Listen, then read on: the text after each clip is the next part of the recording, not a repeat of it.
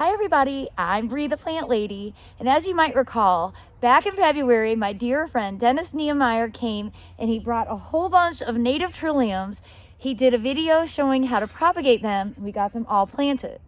And we planted these in some of the compost that I had created from my home compost bin. And I believe in some of the videos that we made around that time, especially the one talking about rebuilding the compost bin. I addressed why I don't really use the compost that I create, namely because it doesn't get hot enough to kill off the weed seeds.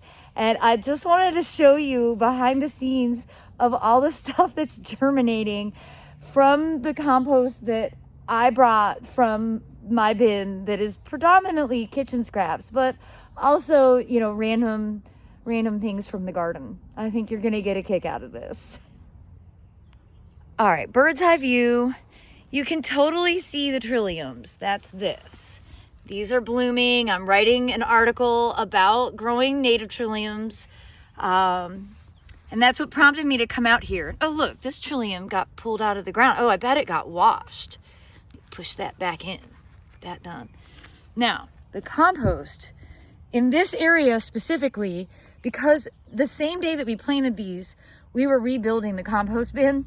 So I piled some of the compost from that into the wheelbarrow and brought it back here. I should have not done that. I should have used soil cube because it's so much better. But you can see I've got a lot of chickweed, which is really not a huge shock. I've also got a bunch of tomatoes that are germinating, which is absolutely like the number one thing that my compost creates. Additionally, there is larkspur germinating and poppies, by the way. Yes, I did not sow poppies or larkspur back here. I've got buckwheat, self-sowing. I have pumpkins, self-sowing. Actually, quite a few pumpkins.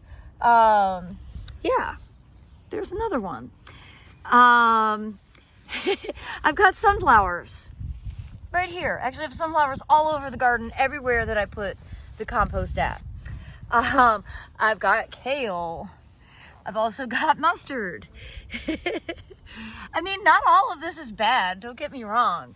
But it goes to show you that my home compost, which is a very passive system, doesn't get hot enough to kill off the seeds of the plants that get tossed into it. Therefore, when you spread it in your garden, you're spreading all this germplasm that is probably not appropriate for the spot that you put the compost at. Now, in contrast, this border, you don't see any weed seedlings, right? Well, that's because we use soil cube and not my compost. And so that's why you don't see tomatoes germinating. You just see trillium that we planted on purpose. Big difference in the quality of the soil. Well, here we've got another patch where I dumped my compost at. You could see, I mean, number one thing you see is chickweed. A lot of chickweed in here. But again, we've got sunflowers, which are remarkably tall for still being in the month of March. I've got a potato growing. I did not plant a potato here. Like I said, lots of chickweed, some other problem weeds as well. This, I'm not sure what this is in the cotyledon stage. Looks like something edible. It's just really funny what a huge difference. Poppy, which is great. I mean, I'm excited to see poppies, don't get me wrong. I'm less excited about the density of all the chickweed, which is absolutely from my compost. And of course, this is where the compost pile was. Right where that camellia is growing is where the pile used to be. And I first noticed some odd things going on in here a few weeks ago with these huge sunflowers. And it didn't actually occur to me until I saw the sunflowers in the woods that that's residual from the compost pile.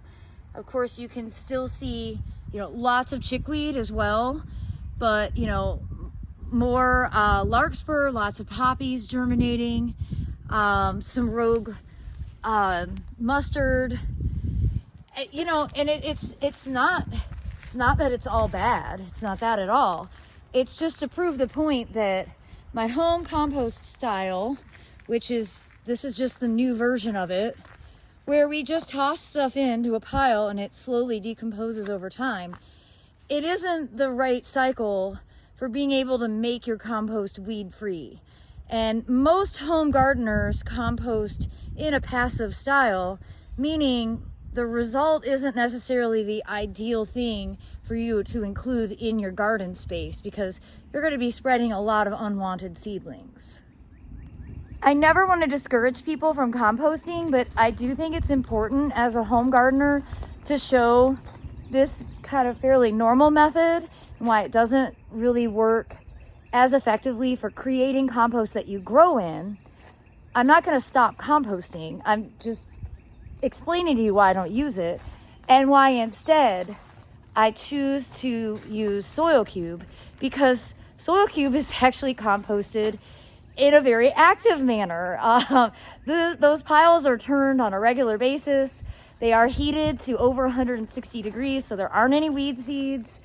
And the quality is really unmatched. So hopefully this video will just, clarify and just give you some better understanding of why I still choose to use Soil Cube compost instead of the compost that I create, and maybe make you not feel bad about maybe your own failures in making compost from your home garden. The bottom line is I can't create enough for my needs, so I still need to be able to find an off-site source, and I'm really pleased to be able to grow very successfully using Soil Cube. Well, as always, thanks so much for watching. Happy gardening, everybody.